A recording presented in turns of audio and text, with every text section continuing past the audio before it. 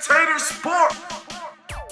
I have no problem So with who Tim should Tebow. start then? Who should start? You tell me who should start on that team then. Kyle Orton. Kyle Orton, the same Kyle Orton that couldn't do anything against the San Diego Chargers, and they had to relieve him with Tebow, who came in and led them back to a 26-24 score that put him back in position to win the game if Brandon Lloyd doesn't drop that pass. That same Kyle Orton you're talking about there. No, he did not get the job done. He's 6-22 in his last starts. Why would you want him to start? He cannot win with the Broncos. You can't have him start. Brady Quinn, hey, you might want to give Brady Quinn a shot, but who wants Brady Quinn? He's the same thing as Kyle Orton. He's a sitting statue in the pocket. Tebow brings a different factor to the quarterback position, just with his ability to scramble. Everybody else got to raise their level. Where's No Sean Marino at? I mean, Tebow is slow, man. Get out of here, man. This guy You say Tebow's slow, but when he's on the field, he's ripping 20, 25-yard runs down the field. You're saying he's slow.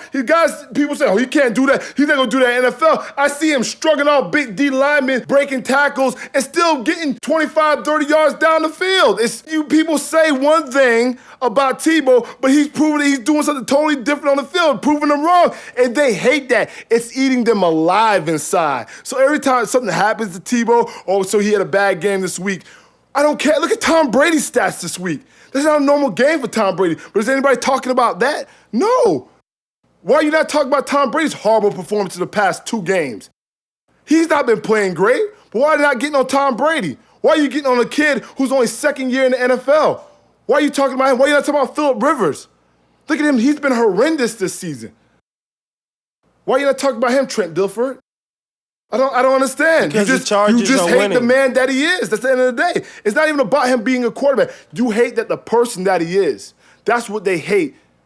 And it's sickening when you hear these people on television talking about this stuff. It just really makes you sick to your stomach. Even when he wins, they still have something to say, and it's just sickening. And I really have nothing else to do but one more thing. I'm gonna Tebow again. Spectator sport. This guy's really in the studio Tebowing. Come on, Josh, man. Are you serious? I mean, People hated Jesus. Show me that this guy can throw in the NFL. Show me that he can have a consistent passing attack. All he does is run around in the pocket like a chicken with his head cut off. That's not his game. Sucks. That's never been his game. His game is to make plays. He's a fullback. It's about making plays, and that's a what he does. At the quarterback. 2 and 2 Don't you as just a put him at starter. the H-back? Every time he gets in the game, he makes plays. And he don't need to throw consistent from the pocket. He makes plays. That's what the game is about. It's about W's. He could be 1 for 20. As long as he wins that game, that's the only thing I care about. I don't care if he doesn't complete one pass the whole game. As long as he wins that game, only thing I care about. One more thing before we go, Tebowing. Spectator sport.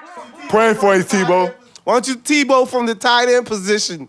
Or why don't you Tebow your ass to the H-back? I'm Tebowing for you, Tebow. People hated Jesus. Tebow, why don't you go to the H-back and Tebow there? Maybe your team will win. Yeah, let's put Kyle Orton back in. I mean, hey, last year he had a great year. John Fox's offense is terrible. I mean, he got a restrictive Tebow's offense. playing in that same offense. Tebow just sucks, though. He has no arm strength. See, that doesn't make any sense. Your argument doesn't make any sense because he's proven that he can do it. He had one bad game. Let's go ahead and move on to another topic. Because we could be on this topic all day with Tim Tebow. So let me ask you this: else. if the Dolphins didn't reach, if the Dolphins recover that onside kick and they kneel out the game, and Tim Tebow lose that game and do absolutely nothing, and then come back the second week and do nothing, you tell me Tim Tebow would have been right here talking about you kneel it? But You'd have been Tim Tebow in it. You'd have been Tim Tebow in the stands. Listen to me. But that's not the case, though. The case is this. They got the onside kick back, and he had to drive another 50 yards and convert a 2-point conversion and go into overtime to win that game. And the same Miami Dolphins that everybody keeps saying, oh, yeah, it's the Dolphins, held the New York Giants, who's loaded, to 20 points, and they should have won that game. The same same Miami Dolphins, everybody's saying, oh, the only reason he did that because of the Dolphins. The same the Miami Dolphins who held Eli Manning in that offense to 20 points. So like I said, once again, Tebow is proving his point. Once again, he's doing it. When you put him in the right plays and get him into his groove, he's going to do it. But John Fox, his offense, it's just not what it is. When you're going up against D linemen like the Detroit Lions, he's only one man. He can't block it. He can't catch it. Only thing he can do is throw it. Well, hey, Tim Tebow, do your thing, man. let's go on to the next segment. College football. We got a big weekend planned on college football.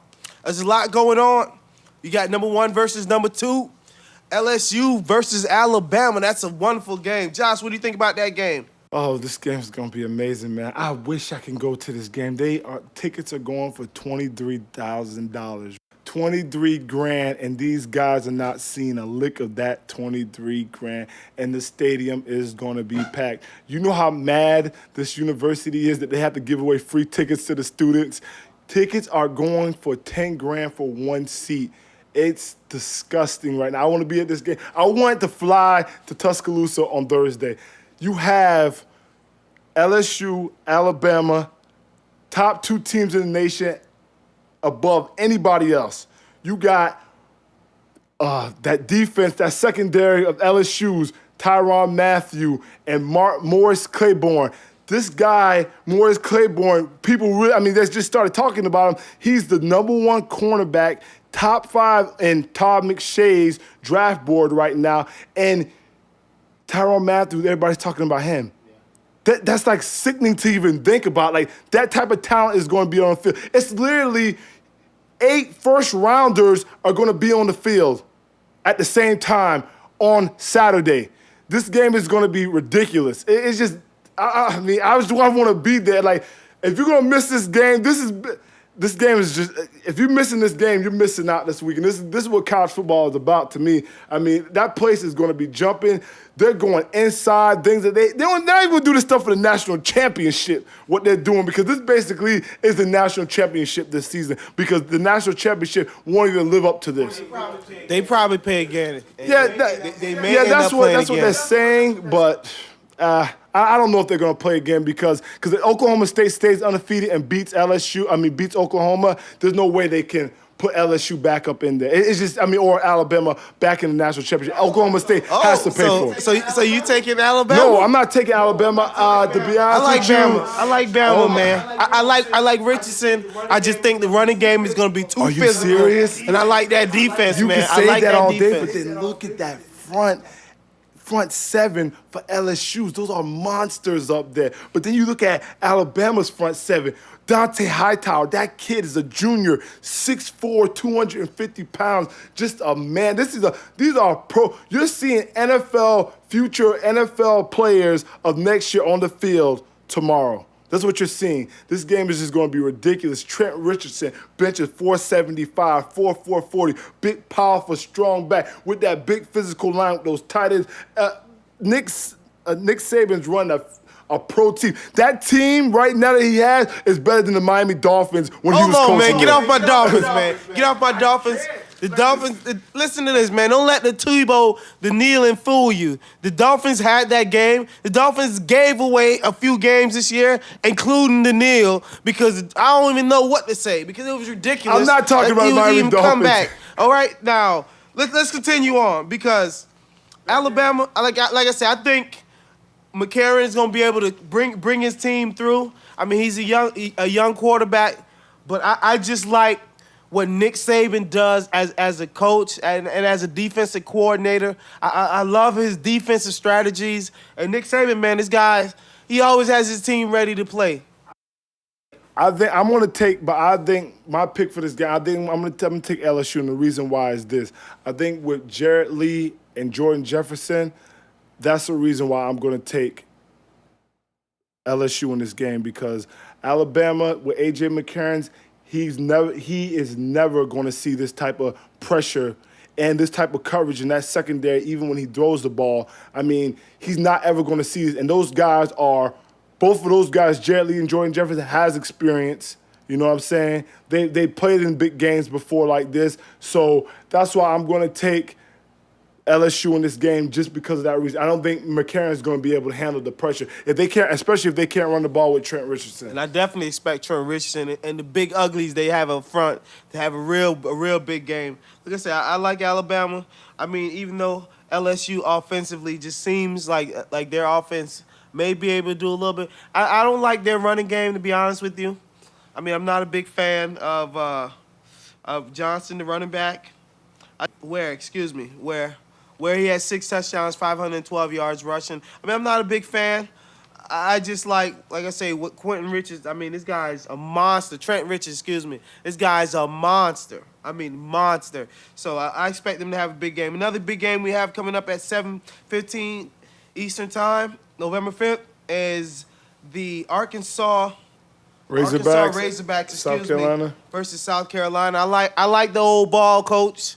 I think he's going to have South Carolina looking good. I'm not going to take the old ball coach in this because it comes back again to quarterback play. I don't think the guy that they have in there right now, he's not going to be able to beat Arkansas. And with that high-power offense that Arkansas got, if you can't score and Marcus Lattimore is out, so you can't run the ball against him this year, really, and Marcus Lattimore's out, if you're depending on this kid to throw the ball to Alshon Jeffries, who's going to be double covered, but his season's very slow since Marcus Lattimore is out too because is Garcia out too?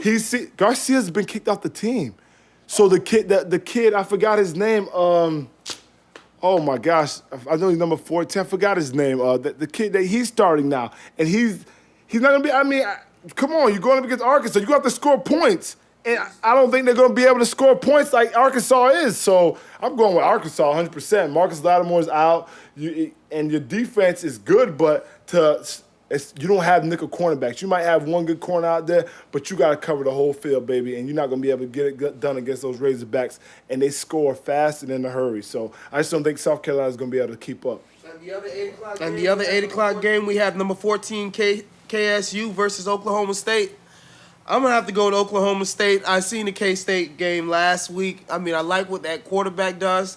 I mean, Klein's a good quarterback. I like the way he runs. I mean, he doesn't sit in the pocket enough for me. He seems like a faster Tebow. Don't disrespect people like that, man. Come on, be for real now. Come on, I mean, Kansas State was a joke. They got blown out last week. They're going to show their true colors now when they start playing top-tier teams. They should have lost to Miami if, the play calling in that Miami game. Miami should have blew them out. K-State they don't have any talent on that team.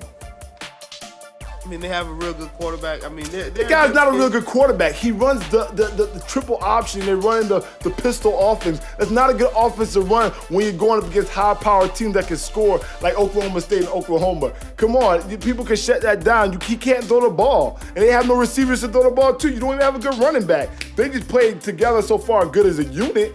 But besides that, they should have lost to Miami already. That's why K-State's not even, it's not even going to be a good game. Oklahoma State's going to win that game by like 4 touchdowns. Yeah, I don't even want to talk about the U. The U, sometimes they're just so frustrating to watch that team. I mean, they have a running back the caliber of a Lamar Miller. And to just, I mean, Ja'Cory Harris, I can't say nothing negative about him. He has been playing really real well. I mean, this is what you expected from Ja'Cory his sophomore year, his junior year. I mean, to finally get it and the team be losing and not in contention, I mean, it kind of takes some air out of your sail. But I think, like I say, planning for the future with Lamar Miller, I mean, it's a real exciting future with that kid in the backfield. Al Golden, can you please do me one favor? Keep South Florida talent in South Florida, please. You are letting too many of these guys get out of the state of South Florida and go into random teams like Clemson with Sammy, Mr. Watkins, just out of Fort Myers. Like, come on, Miami, this kid should be playing for you. Like, he's right down the street.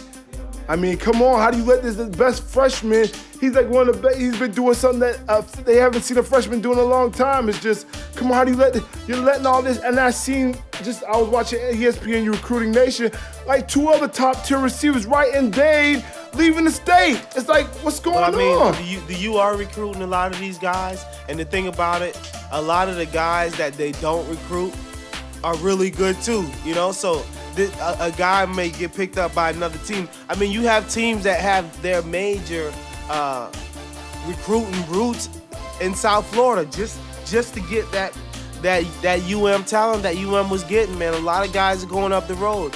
And like I said, guys know at UM they're just another guy, whereas they can go to other teams and really be special and get a chance to shine. Spectator Sport.